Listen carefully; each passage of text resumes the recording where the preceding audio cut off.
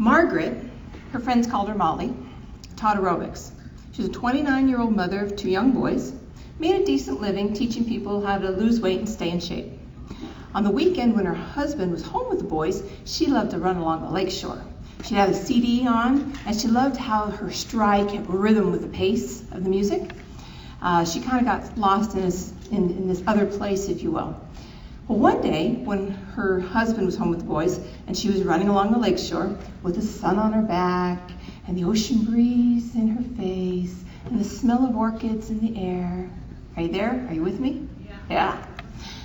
She failed to see the skateboarder coming right at her on the sidewalk. She instinctively stepped for a moment onto the left into the street, but just for a moment. But that's all it took for the gray Mitsubishi to hit her from behind. She went flying over the top and slammed to the pavement. Bystanders gathered and were wondering if EMT would get there, who'd been summoned by cell phone, as she lay bleeding with a huge gash in the back of her head. EMT only took a few minutes to get there, but she slipped in cardiac arrest, and technically, she died. The EMT immediately began defibrillation and cardiac and reviving her heart muscle. With her pulse returning and her breathing stabilizing, they prepared her for transport to the hospital. They stopped the blood flow, they put a cervical collar around her neck, put a stent on her left leg tibia, gave her plasma for her blood loss, and put her on oxygen. When she arrived at the hospital, they began to prepare her for emergency surgery. It was pretty apparent that she had internal organ damage and most likely a lot of internal bleeding. When they started with the surgery, the anesthesiologists, surgeons, and nursing practitioners began using computer-based diagnostics, arthroscopic techniques, and robotics. And after 7 hours of surgery, Molly was saved.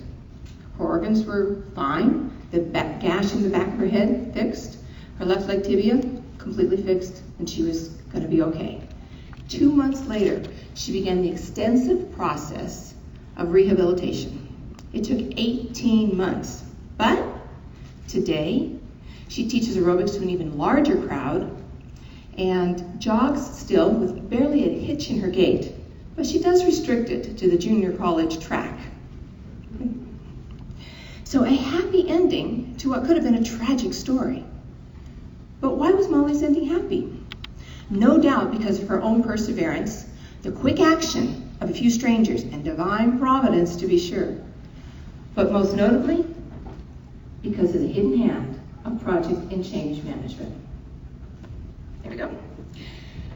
What? Project and change management? What the heck does that have to do with it? Well, let's take a look at it for a moment. Without a 911 call on a cell phone, Molly would have died in the pavement in minutes. But how did cell phones get here? Well, we can thank Motorola, IBM, and a whole host of mobile phone and later digital technology providers who gave us technology, the cellular technology that we have today. It was AT&T and a whole host of providers that gave us a successful emergency system, all put in place because of successful project management.